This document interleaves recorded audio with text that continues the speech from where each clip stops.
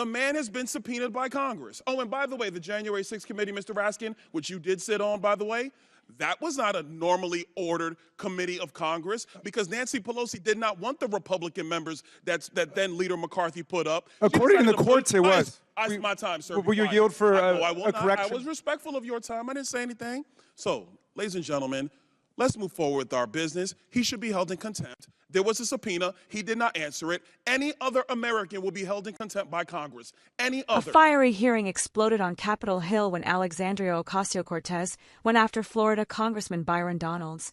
And it did not go how she expected. What started as a tense exchange over Hunter Biden's subpoena quickly turned into a brutal reality check.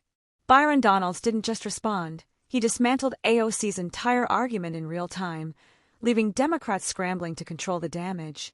Stay tuned, because this one gets heated fast. And doing what he was compelled by a subpoena to do. Hunter Biden did that. And then he has the unmitigated gall to show up here when we know that we're going through actually the legislation for contempt with, by the way, Mr. Chairman, we should actually get to the legislation of contempt. The speechifying is great, but let's do our business, members. He has the gall to come here, show up, and then when the Democrats are saying, hey, he wants to speak, he leaves. This is a joke. This is a farce.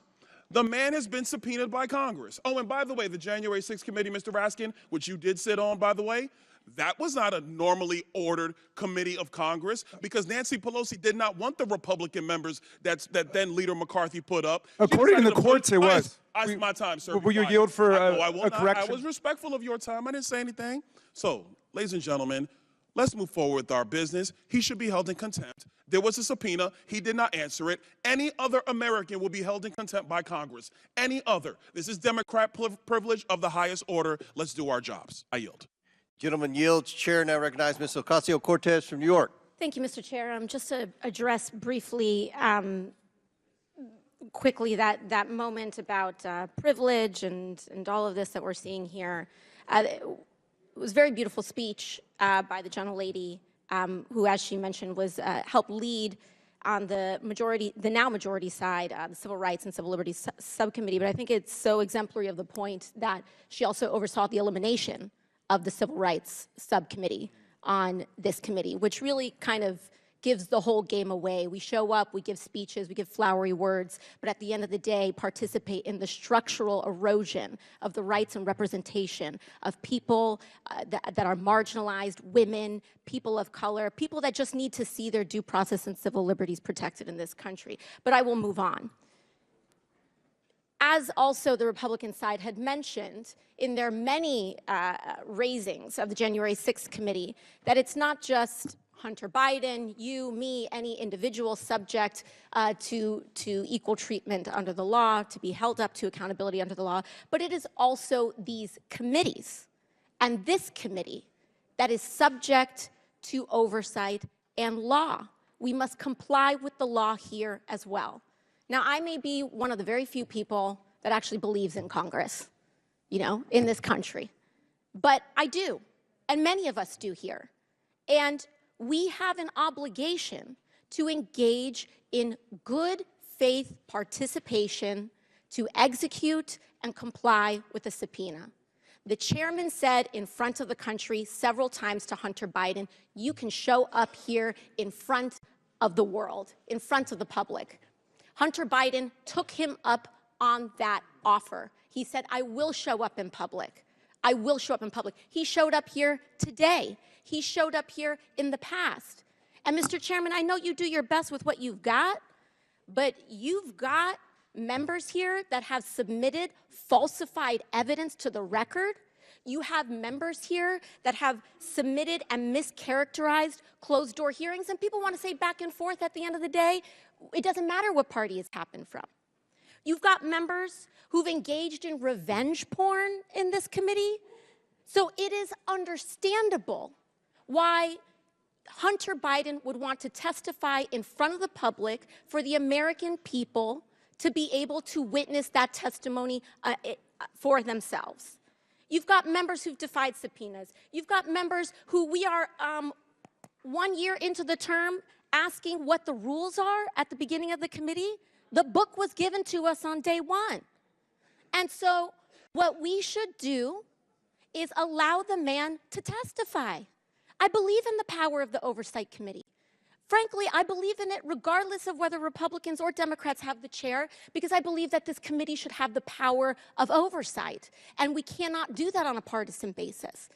And so for that, I implore this committee to allow Hunter Biden to testify publicly. I implore and I ask for that to happen. And we cannot do that by getting engaged in this back and forth on a defiance of the subpoena. Let him comply. Let him do it today. Let him do it tomorrow. But let the man do it. And with that, I yield back to the ranking member. Thank you, Ms. Ocasio-Cortez. I think you went right to the heart of the issue here. If this ended up going to court, Mr. Chairman, and I hope it doesn't, I really hope that this committee will act in a way to negotiate and achieve a compromise with the witness. But if it goes to the court, it's going to present a novel question.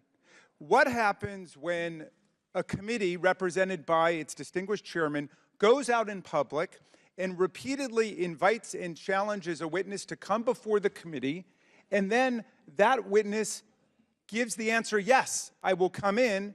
At that point, the committee pulls a bait and switch and says, well, we actually don't want you to come before the full committee as was offered repeatedly in public by the chairman, but instead we'd like you to come to a back room and do it there in a closed deposition. Now, undoubtedly, if that had been the original offer, the committee would stand in a very good place, the way we did with Mr. Biggs and Mr. Perry and Mr. Jordan, because they were told to come in, they were subpoenaed, and they blew off the subpoenas of the committee, which is why I don't think anybody should be voting on that side other than Ms. Mace, because Ms. Mace is the one who took the position that the rule of law means something. And I take the position, if we give somebody a subpoena, they should come in. But there's a very sticky problem now. What happens when we give them one offer A and then switch it over to offer B? That's why I hope you will work it out, Mr. Chairman.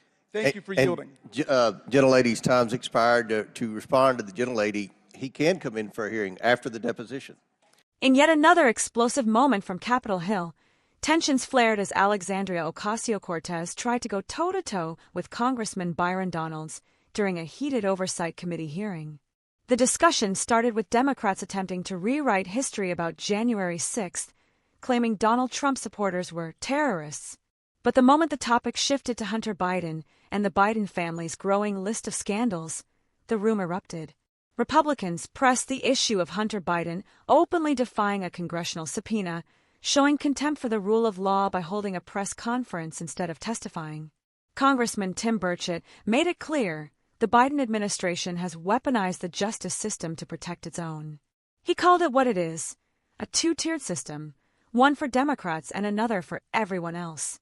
Then Byron Donalds took the floor, and that's when things got interesting. He didn't mince words. Donalds laid out the facts. Donald Trump Jr. showed up for 5 congressional subpoenas without turning it into a political stunt.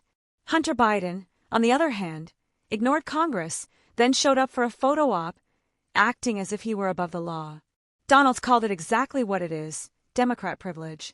And just when AOC tried to jump in to defend Hunter Biden, she walked straight into Donald's line of fire. She accused Republicans of playing politics, claiming Hunter Biden wanted to testify publicly and that Republicans baited and switched him by demanding a private deposition. But Donalds wasn't having it. He shot back, reminding her that every American is subject to the same laws, or at least they should be. Donalds made the case that if any regular citizen ignored a subpoena, they'd be in handcuffs. But because Hunter Biden carries the last name Biden, he gets a pass. His point hit hard. Democrats love to talk about equality and justice, but only when it benefits them. When it's one of their own, the rules suddenly change. Meanwhile, Nancy Mace, one of the few Republicans on the committee willing to call out hypocrisy on both sides, took the time to remind Democrats of the actual history of civil rights, a history that the Republican Party helped build. She highlighted the deep racial struggles in her district and reminded everyone that it was Republicans who fought for equality when Democrats were still trying to hold on to segregationist politics. But AOC and her allies didn't want to hear any of it. They continued to talk over Republicans, trying to turn the hearing into a political spectacle instead of an investigation. What they didn't expect was for Byron Donalds to completely flip the script. He turned the conversation back to accountability, reminding the committee that Congress isn't above the law, and neither is Hunter Biden. By the end of the exchange, AOC was visibly frustrated, her talking points falling flat as Donalds stayed calm, factual and laser-focused. It was the kind of takedown that left viewers shaking their heads, wondering if Democrats even realize how bad they look when they defend privilege under the guise of justice. The truth is simple. Democrats created this mess. They've spent years using the justice system to attack political opponents, but when their own are caught, suddenly they cry about fairness and transparency. Byron Donalds exposed that hypocrisy in real time, and no amount of spin from AOC could cover it up. Once again, it was a brutal reminder that when you come at Byron Donalds unprepared, you're going to regret it.